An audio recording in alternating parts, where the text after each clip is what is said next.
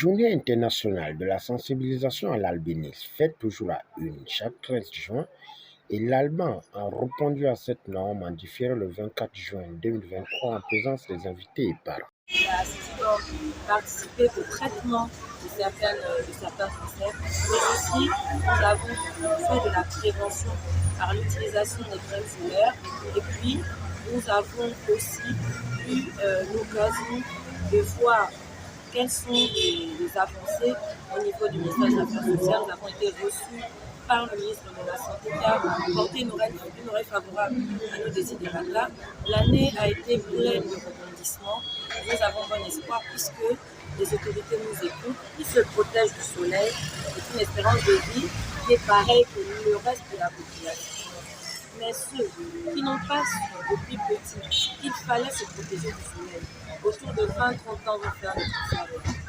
Parmi les personnes auxquelles on a rendu hommage aujourd'hui, il y a des gens qui ont fait le cancer 5, 6, 7 fois.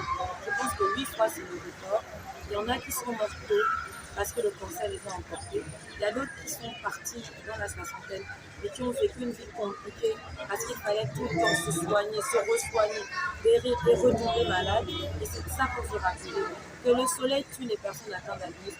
Il faut s'en protéger. C'est vrai, la discrimination pose problème. Mais même pas discriminé, il faut être vivant. Pour lutter contre la discrimination, il faut être vivant.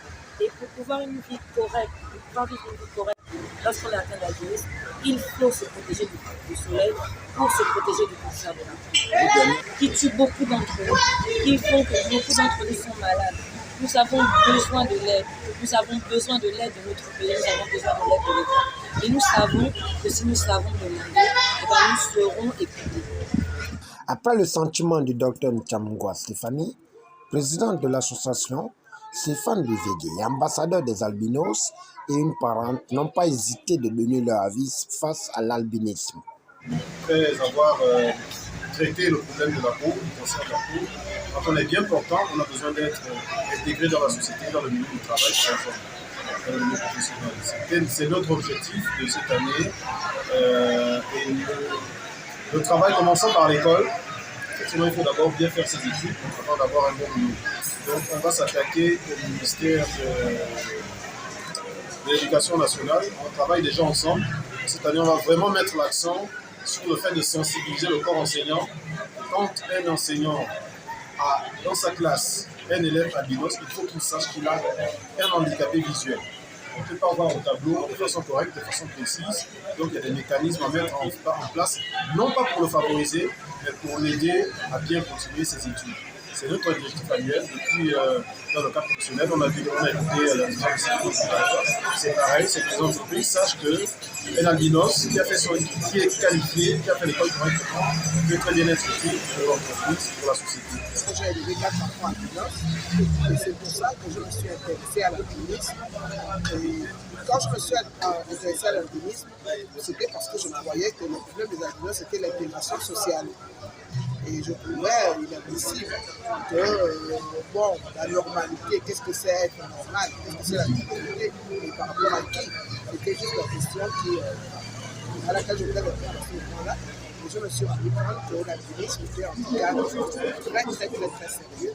Parce que les handicapés moteurs, quand quelqu'un voit ou a une béquille, etc., il est gêné dans sa vie de tous les jours, mais ça ne le tue pas.